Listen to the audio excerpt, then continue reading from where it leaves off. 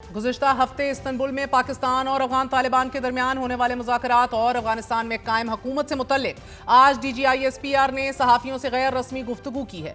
दुनिया न्यूज़ के मुताबिक DGISPR लेफ्टिनेंट जनरल अहमद शरीफ चौधरी ने कहा है कि अफगानिस्तान से जुड़े मामलात का हल सिर्फ वो हुकूमत है कि जो अवाम की नुमाइंदा हो। सहाफ़ियों को ब्रीफिंग देते हुए लेफ्टिनेंट जनरल का यह कहना था कि पाक अफगान झड़पों में 206 अफगान तालिबान फौजी और 112 ख्वारिज मारे गए। उन्होंने कहा कि दहशतगर्दों से कभी बात नहीं हो सकती। अफगान तालिबान को पाकिस्तान का रिस्पॉन्स फौरी और मौसर था। पाकिस्तान के रिस्पॉन्स के वही नताइज निकले कि जो हम चाहते थे। DGISPR का मजीद कहना था कि अफगानिस्तान की शराइत मायने नहीं रखती, दहशतगर्दी का खात्मा अहम है।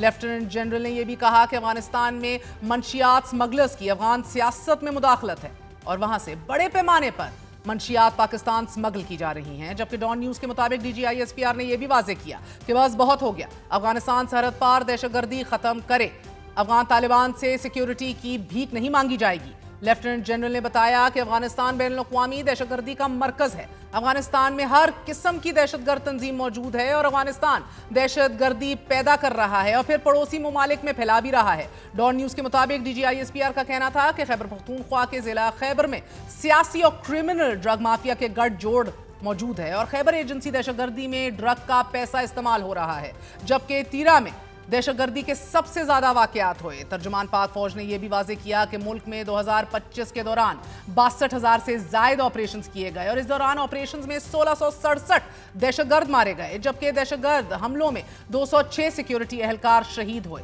एक सवाल के जवाब में DGISPR का कहना था कि भारत समंदर में एक और फॉल्स फ्लैग ऑपरेशन की तैयारी कर रहा है, तहम हम नजर रखे हुए हैं और भारत ने जो भी करना है कर ले और अगर दोबारा हमला किया गया तो पहले से ज्यादा शदीद जवाब मिलेगा।